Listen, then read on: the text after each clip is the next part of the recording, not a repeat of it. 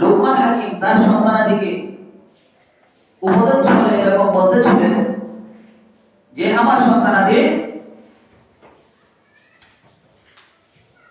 তোমরা লা তুশরিক বিল্লাহ, আল্লাহ তাআলার সাথে শিরক করো না, আল্লাহ তাআলার সাথে কাউকে শরীক করো না। ইন্না শিরকা লাযুলমুন আযীম, আর শিরক হলো মহাপাপ। শিরক হলো আল্লাহ তাআলার উপর বিরাট জুলুম। আল্লাহ সুবহানাহু ওয়া তাআলা সমস্ত গুনাহ মাফ করে দেন, বান্দার সমস্ত গুনাহ মাফ করেন, কিন্তু আল্লাহ তাআলার সাথে কাউকে শরীক করে বান্দা যখন, আল্লাহ সুবহানাহু ওয়া তাআলা সেটা পছন্দ করেন না। আল্লাহ সুবহানাহু ওয়া তাআলা এই গুনাহটা ক্ষমা করেন না।